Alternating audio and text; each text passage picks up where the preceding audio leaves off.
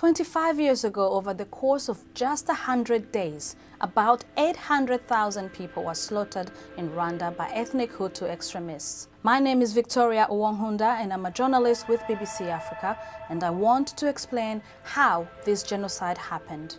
To understand how the genocide came about, we need to know a bit about the people. There are two main ethnic groups in Rwanda: Hutus, who make up about 85% of the population, and the Tutsis, who are a minority but have long dominated the country. Before European colonizers arrived in the late 19th century, the Tutsis were mostly aristocratic cattle herders. The Hutus were mainly peasant farmers. The two groups share the same language, and they both are majority Christian. In 1959, the Hutus overthrew the Tutsi monarchy, and tens of thousands of Tutsis fled to neighboring countries, including Uganda.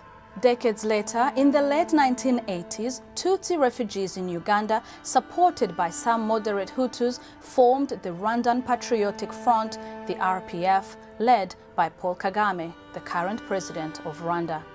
Their aim was to overthrow the Hutu president Juvenal Habyarimana and secure the right to return to their homeland. The RPF invaded Rwanda in 1990.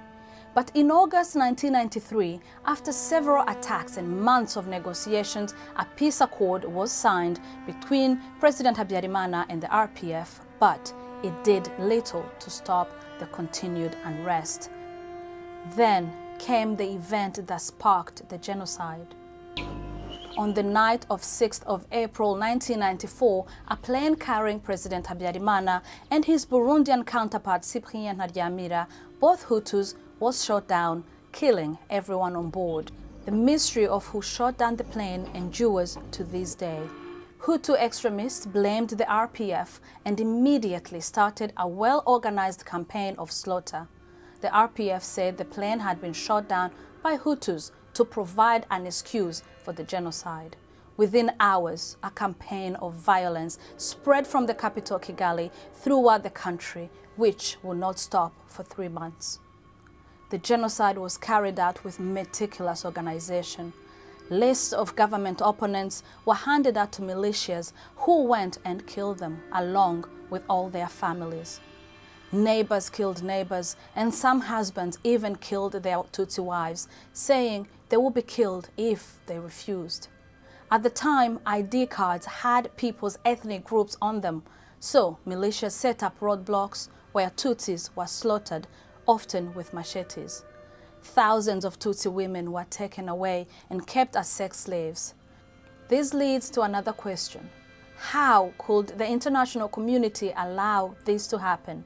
Let's start with the UN. The UN and Belgium actually had forces in Rwanda, but the UN mission was not given a mandate to intervene and stop the killing. The UN force commander in Rwanda sent a now infamous cable to the UN headquarters in New York. In it, he warned of intelligence about a Hutu plan to exterminate Tutsis.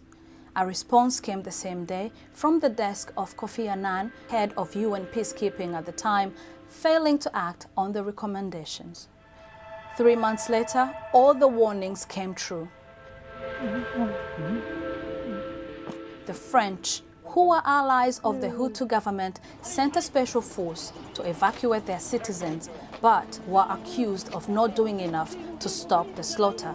Paul Kagame, Rwanda's current president, has accused France of backing those who carried out the massacres, a charge denied by Paris.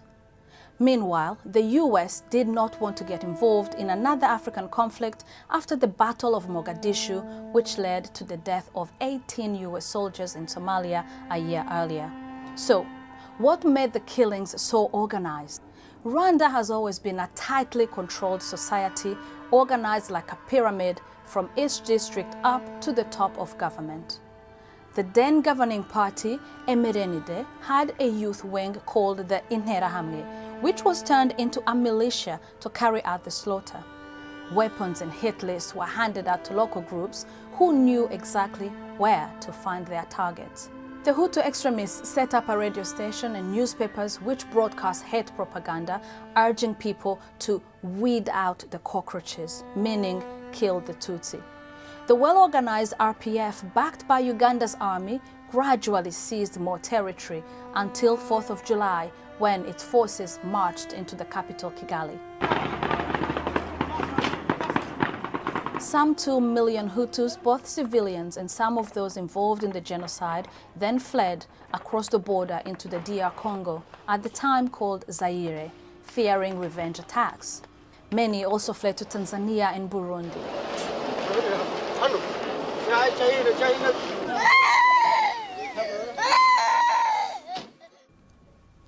2 weeks later, on July 18th, the RPF announced that the war was over, declared a ceasefire, and named Pastor Bizimungu as president. Human rights groups say the RPF killed thousands of Hutu civilians as they took power, and more after they went into DR Congo to pursue the Interahamwe.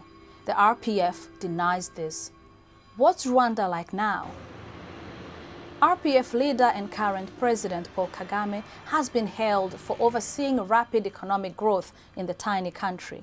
He has also tried to turn Rwanda into a technological hub.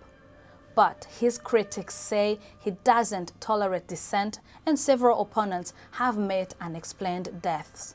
Have the guilty faced justice? More than 1.2 million people were tried in local courts for their role in the genocide, and dozens of senior Hutu officials were convicted at a UN tribunal in neighboring Tanzania. It is now illegal to talk about ethnicity in Rwanda. The government says this is to prevent more bloodshed, but some say it also prevents true reconciliation and is just putting a lid on tensions which might only boil over again in the future.